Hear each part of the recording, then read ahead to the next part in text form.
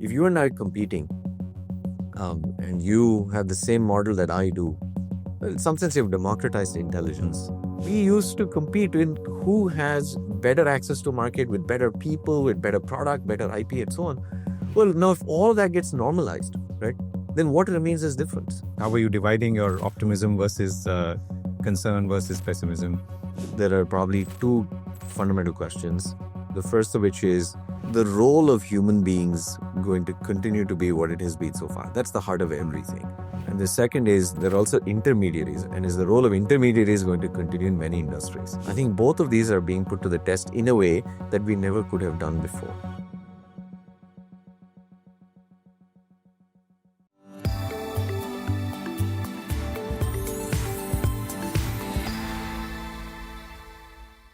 Rohan, thank you so much for joining me today on Nasscom Conversations. So, the big challenge is as enterprises try and adopt and adapt AI into their workflows, into their processes, how do they do it? And what is the way to do it in a way that it's genuinely outcome-based so that they can realize the benefits of AI, also while competing in most cases in a pretty intense marketplace? So, two questions to start off. What are they doing right and what are they doing wrong? See, the greatest strength of all these models is also simultaneously the greatest weakness. And that is, these models generalize very well because their architectures are such that they can generalize. They're trained on data on the internet, which is quite diverse and large. You do lots of different things. And that's wonderful. That's why you can, span a whole gamut of different things. But at the same time, they understand very little about the nuances and specifics of how an organization works, of the local sort of knowledge that an organization has accumulated in serving its market, its customers, its hard-earned sort of wisdom and experience of its people, etc., and so on. And so when these models don't really have that information or don't understand it, the problem is you'll end up with models telling you things that are very generic. And often then people saying, hey, this isn't actually really moving the needle for me. And perhaps the best evidence of this is, by and large today, the truth, despite all this hype of agents and agentic AI and all of this stuff, the core fundamental truth is simply this, that you only have models operating or being successful in few areas.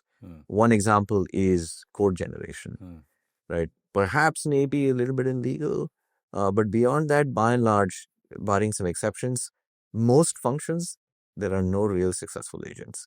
And by successful, I mean agents that work to an organization satisfaction, that produce some positive outcome, that produce an ROI, etc., and so on. And the reason for that, or rather the biggest reason for that, is these models understand, these agents are powered by models, and these models don't understand organizations that they're trying to serve. Right? So they're missing the context that is unique or local or specific to that organization. And that's why we're not yet seeing agents rise up and sort of take over the enterprise in the way that we hope. You're seeing it more perhaps in the consumer space and so on, but not in the enterprise, not yet. Right. So, you've written a series of articles on this, including for the Harvard Business Review. So one of the things you've talked about is contextual computing, and I'll come to that. But give us a contrast between one of the examples that you've used in insurance or hospitals, how things used to be done earlier versus how things can be done now if we were to genuinely or efficiently use AI. Sort of a very specific example of this. Let me actually take an example of sales, perhaps, maybe your audience, or it's a broader example, right? If you think about the accumulated knowledge of a customer in an organization, it's actually first, it's in the sales team, but it's not just in the sales team. It's also in, let's say, your customer support team, because your customer support team is interacting with customers. They're engaging with customers. They're learning from customers. It could be in your customer success team. It could be in your product team. It can be in your delivery team. Each one of these teams talks to different parts of a customer stack, and therefore they're accumulating unique context about the customer. But none of this is really captured or stored anywhere, right? It's these, you kind of learn bits about the customer that's highly siloed and fragmented, and it melts away. And then the sales team has to go back to the customer and figure out how do they serve them better and what might be the issues, etc., and so on. But if you could capture this context within your organization of how people are all interacting with different parts of the customer, the intelligence that they're gathering about different parts of the customer. You can put it all together and get a real 360-degree view of the customer. And what your salespeople can now do is they can say, hey, here are some proactive ideas or pitches that I can go make to the customer. Or when they walk to the customer, they already know what are the things that are broken because they know a different part of the organization has learned this. This is perhaps an example of what I mean by context that's local to an organization. But in this case, it's siloed across different parts of the company. Okay, that makes sense. So, and that's a good example to start now building further on. So, what can an enterprise do? So, you talked about all these, maybe, I don't know, terabytes of information in the form of many things. It could be conversations, mails, exchanges. Anything you do in applications, yep. Anything you do in applications. So, all of that is sitting there. Yep. So, what's next? So now, okay, so let's say building on this example, right? You break open these silos, you capture all of this different context that different parts of your organization. Your organization has a large surface area interfacing with customers, and you start capturing context about the customer, but through your people. Now, suddenly you will have a more complete picture of what is happening with this customer. You'll get intelligence of what is the customer thinking, what are their priorities, what is working, what's not, what are their failure scenarios, etc., and so on. And so now you can do things like, can I go and proactively suggest something to this customer because I have intelligence to know where they might be going? Or to put it a different way, you already have a whole bunch of leads about the customer that you don't know you have, right? So you can actually change how your top line, right? You can extend this further, and so on and so forth.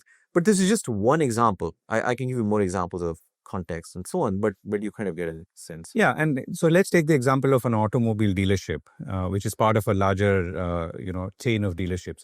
How would they, and they're always collecting information because customers are walking in through the door and leaving, and there are nuances as to how you deal with a customer in different parts of the country, in different maybe weather conditions, because you're selling different propositions for the same car. So how would all of this come together? So, and actually, it's also a compute question. So let's say the data is being collected, as you said, through emails and through maybe telecaller conversations and so on. What is the compute required to, convert all of this into, and what does that?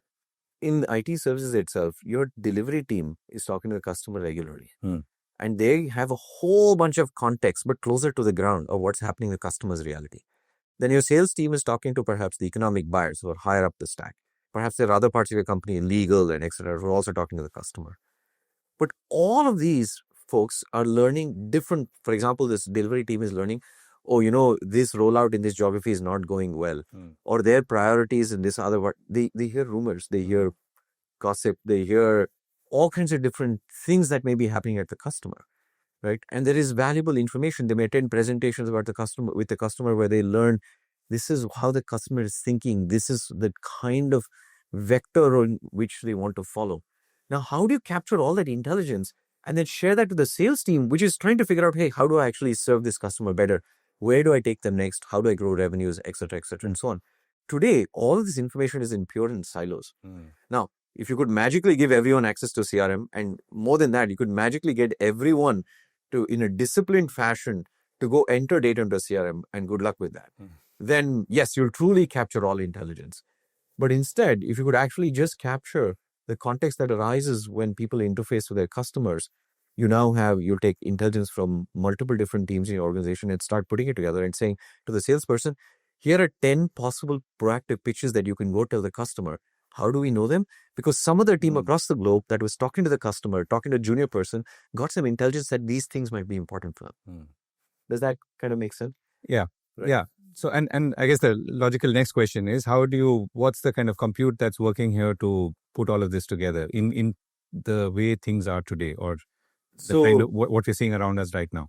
So I'll give you an example of, for example, how we build it. We built a platform called Fabric at our company, Workfabric.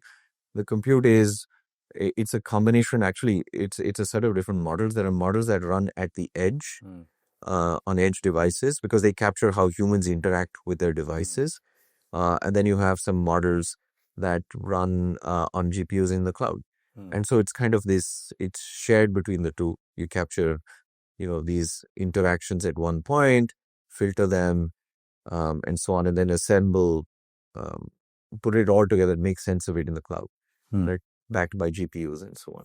So let's go back to the sales model that you talked about. Yeah. And if that company today, an IT services company, is trying to move to a situation where, let's say, all this data is being captured and so on.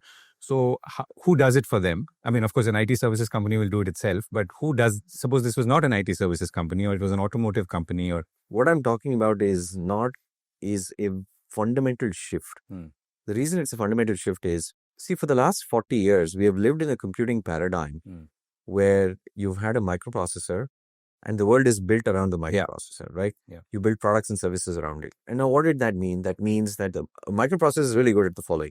You give it a specific, detailed instruction, like add this number to this number, and it does exactly that.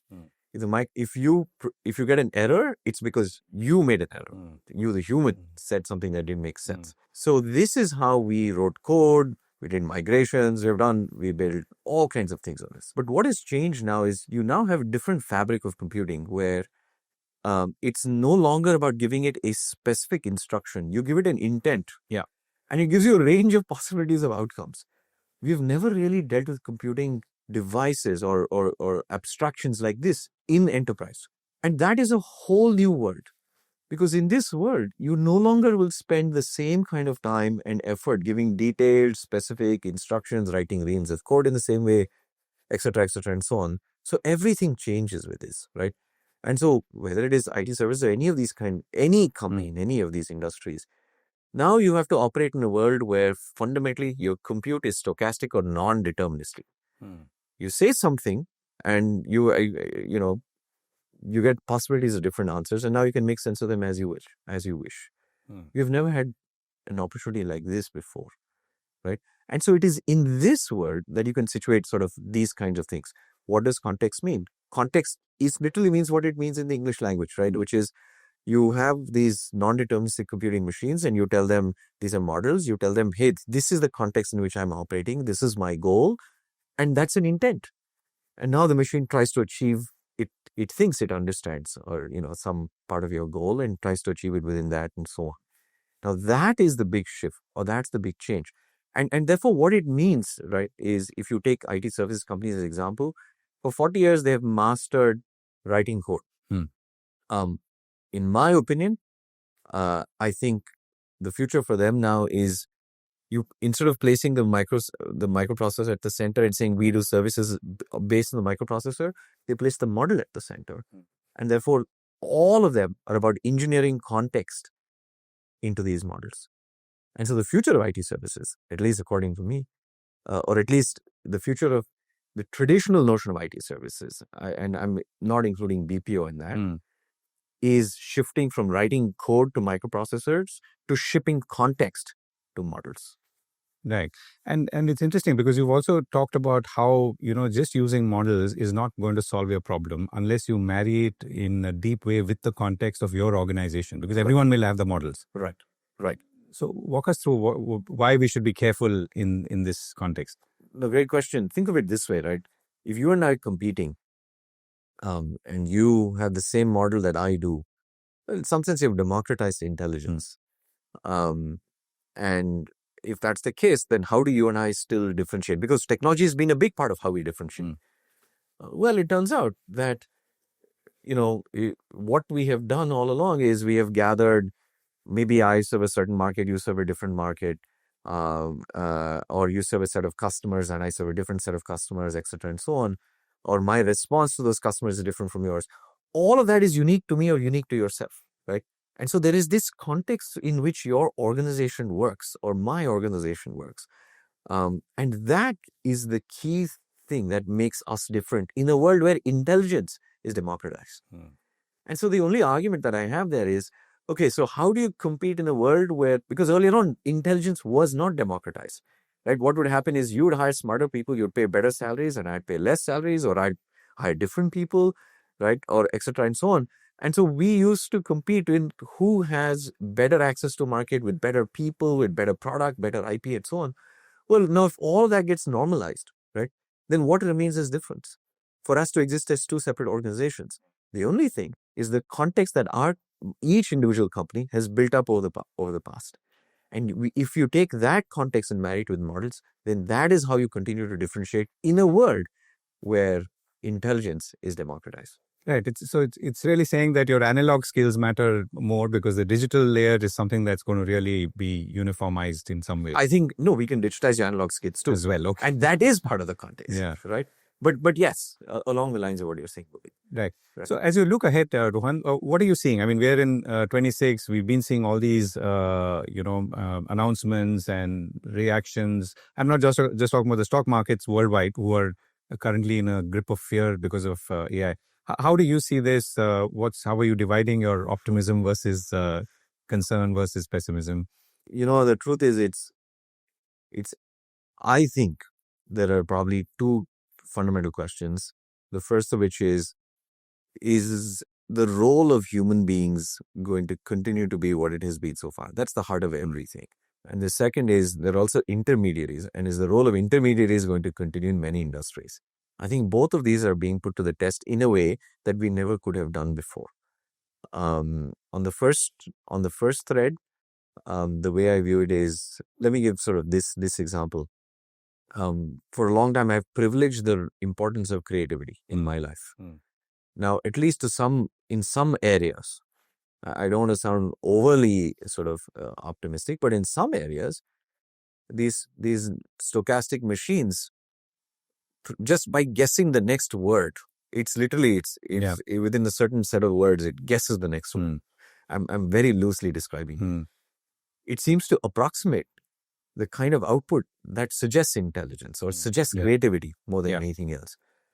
I never could have imagined that's how you approximate or simulate creativity. And so what is creativity? So I've been asking myself, then, is creativity intelligence really like some random function? Like, so when I have an idea, it's maybe that too is random, and I just don't know enough neuroscience to know if it's random or not. And if that's the case, that poses a very fundamental question, saying maybe, it's not even about having machines understand or any of these fancy words. As long as machines can simulate creativity, then there's a serious threat to human work in many, many different areas. And I think increasingly that's going to be true. Okay. At least for certain kinds of work. Now it coming to the second, the disintermediation part, right? You have analyst firms, as I deliberately use them as an example, and it's true for many industries, or you have all these exchanges, right, where, Visa, MasterCard, etc., and so on. A lot of these things, I think AI changes the game. Why is the middleman there and you have to pay the middleman's tax, right? Because as an example, an analyst firm, what do? They take their information arbitrators. Like, they take information one place and give it to another place where people want this information. But AI can do this without any of its costs in the middle. So I think these are the two things that it will disrupt: humans, human labor, certain kinds of human labor, and then these intermediaries. Both of which I think will happen. Last question. So as you, as someone younger, and you refer to, let's say, your father's generation, which set up a company like Infosys, the younger generation do you see it as really disrupting almost everything that the previous two generations have done? Not necessarily in this particular case, but in general, computing technology? Or do you see it changing the very nature of the world, again, in the context of technology, or something else? No, I don't think it was his reverence or not. I don't. Instead, I think the only question is, are we able to do something with computing now that we couldn't do before? I think that's the only relevant question, in my opinion. Whether that erases the past or not, or builds on top of it, to me, that's a tertiary question.